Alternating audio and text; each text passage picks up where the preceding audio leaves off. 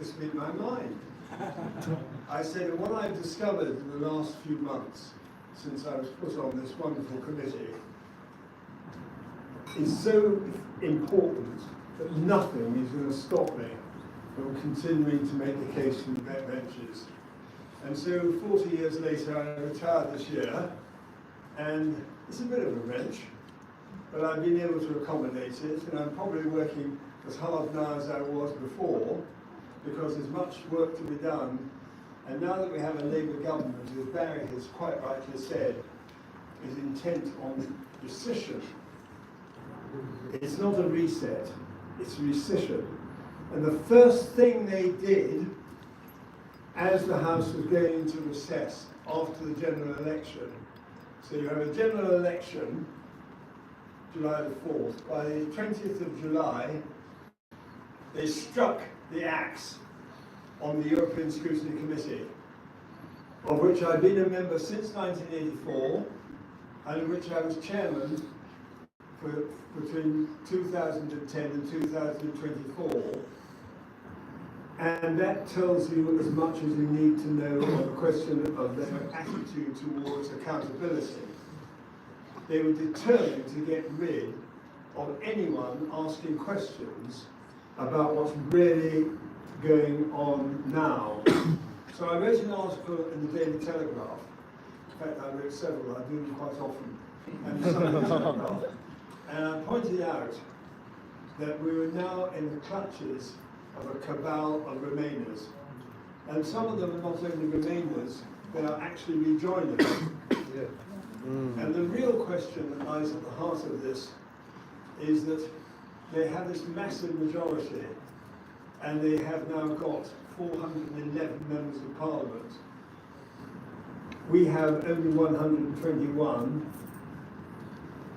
And by the way, on the question of parliamentary accountability, I am bound to say that although I appreciate the fact that the Reform UK party has quite a few ideas in common with us, they've learned a bit over the years, the reality is that by having decimated 100 of our seats, and some of this is very difficult because we share a lot in common with them, but they have done a terrible thing in terms of the Conservative Party for this reason, that the accountability of Parliament on select committees is determined by proportionality.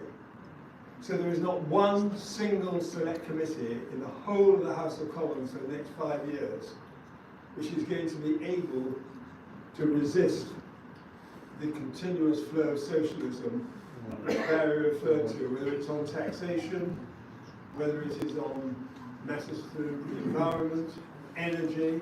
Every single one of them has a majority, whether it's a Conservative chairman or not.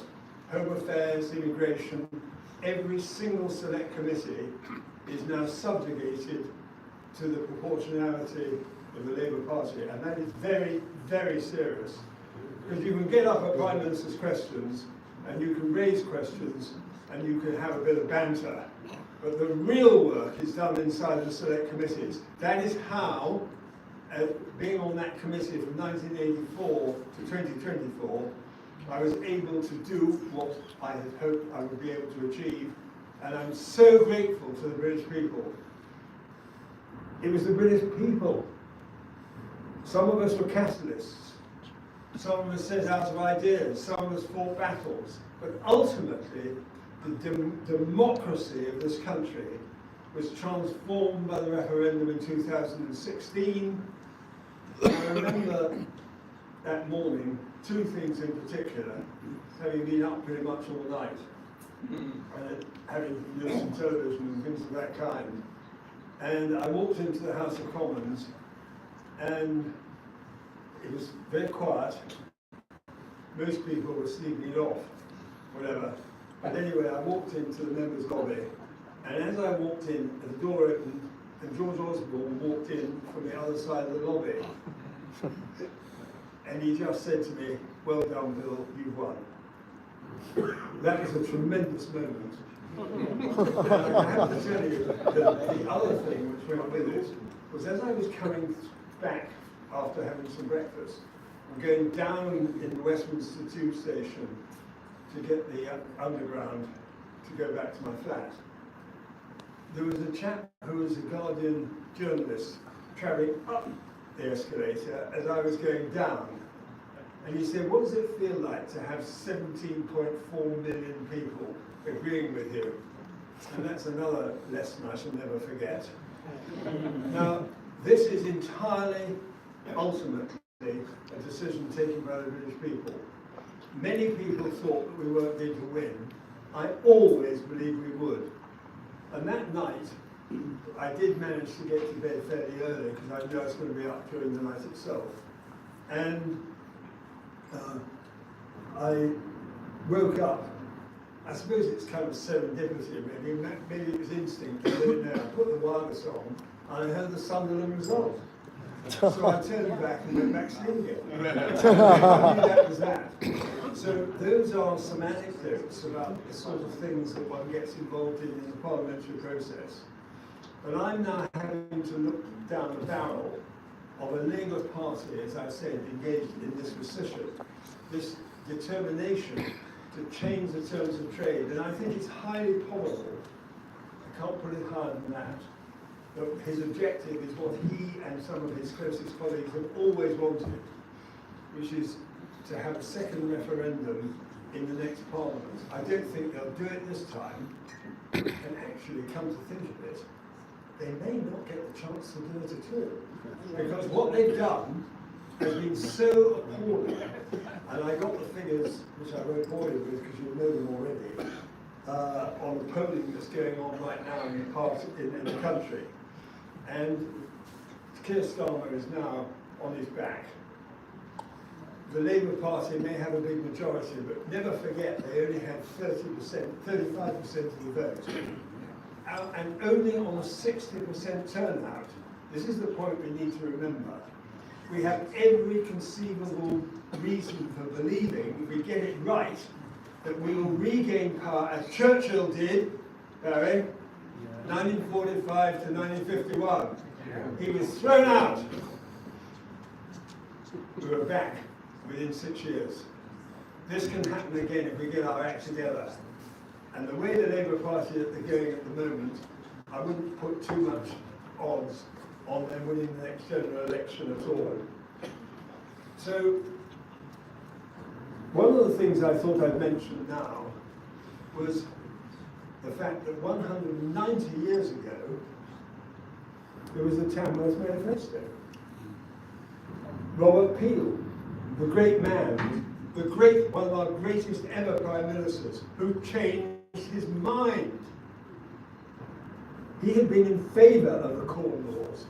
He got into Parliament, I think, around about 1814, 1815. He was with those who wanted to keep the Corn Laws and stop free trade, right up until John Bright, who was one of my forebears, I have to say. You may not know that, but it's true. And his friend Richard Cobden, those great free traders, as Barry referred to the great free trading policies which we need to maintain the open seas. That's what it's all about, as well as conservative values and conservative principles. And he changed his mind when he heard Cobden and Bright speaking from the backbenches. And he turned to his Chancellor of the Exchequer, a man called Goulburn, and he said, "You must answer this, for I cannot." And he took him to dinner that night. And they sat together and he said, "Tell nobody I'm going to repeal the Corn Laws within a year." That was in 1845. In 1846 he did it. And of course, as with the European issue, with which I put it on the same part, in fact the European issue, funnily enough, is even bigger, because the question of repeal of the Corn Laws and free trade was an economic aspect for the government of Britain. The whole of the European issue is everything. As I often say, sovereignty is democracy. From that democracy we govern our country. So the whole question, which I've again repeatedly said in the House of Commons, is who governs this country? Who governs Britain? This is a British issue. It's not just a European issue. The Europeans can go their own way. What a hash they're making of it right now too.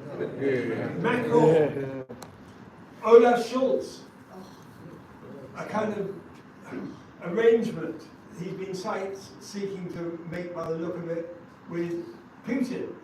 All these things are the consequence of an imploding Europe, politically and economically, and most emphatically, electorally.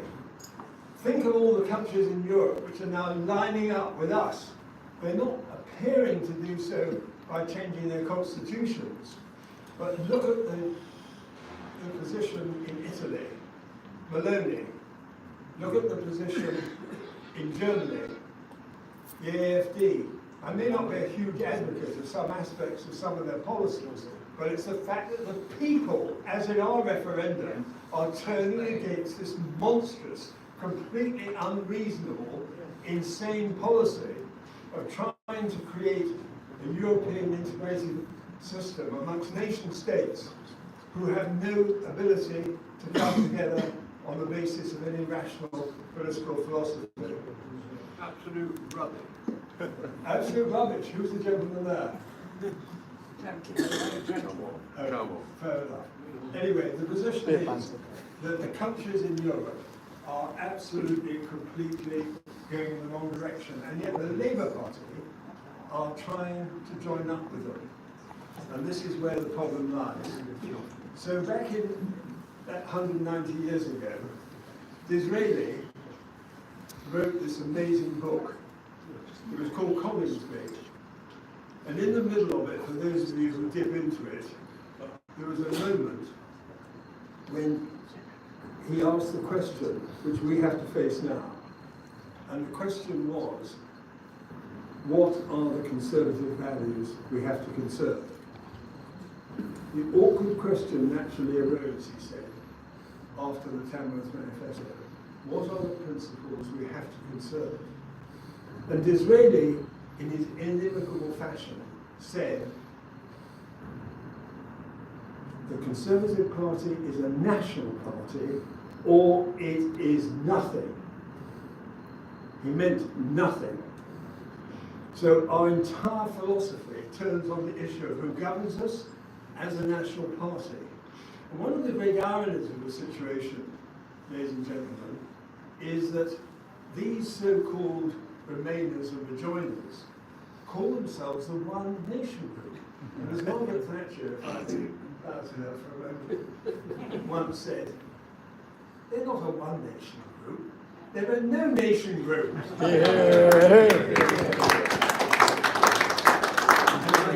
I fished out of my archives recently a pamphlet written in 1965, 67, something like that. And I looked at the list of the people who were signed up. The pamphlet was published by the Conservative Political Centre, and I read it again a couple of days ago. And it said, One Nation Tories, One Nation Conservative Group.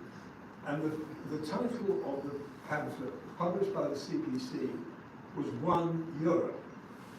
But what is astonishing is when you look at the membership of that One Nation Group. It included people who, in their wisdom in due course, completely changed their minds.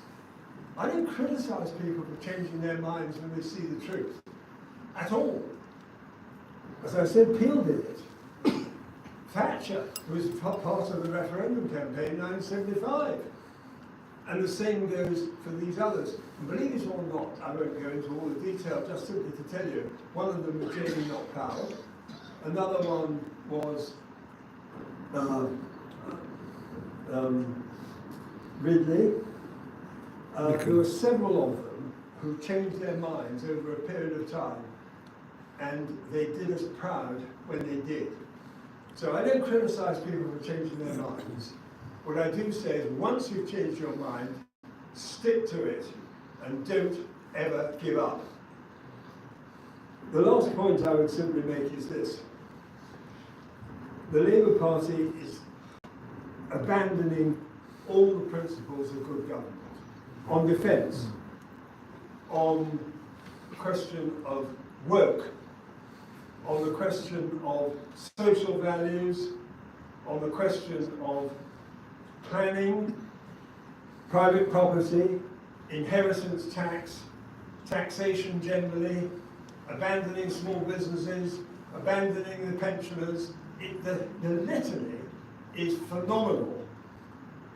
And so I say to you, we have an enormous task ahead, a mountain to climb on the appearance of what is happening, with only 121 Conservative MPs. But the Conservative Party has been through this before, and I think in a sort of relationship of some kind with those who went away from us and voted for reform, who are true Conservatives as well, I'm sure, we will be able to get over this next 6 years and win the next election. But it has to be on the basis of those values and those principles which Disraeli and Peel stood for, and which Churchill stood for, and the great Margaret Thatcher stood for. This is the way forward for the United Kingdom. This is the way in which we rebuild our amazing historical return to power. And I simply say to you, stay with it. Never give up. That is the key point. That is the test. You stay with the principles, you stay with the values, you stay with the reasons why this country was great. Think of our fantastic history, how we've defeated Napoleon, we defeated Hitler. We have done amazing things in our time. We are a great country, and we will continue to be so as long as we stay to the principles that the Bruges Group stands by, Margaret Thatcher explained to the British people, and those of us who had the privilege and honour to be members of Parliament have fought for over all these years. Thank you very much.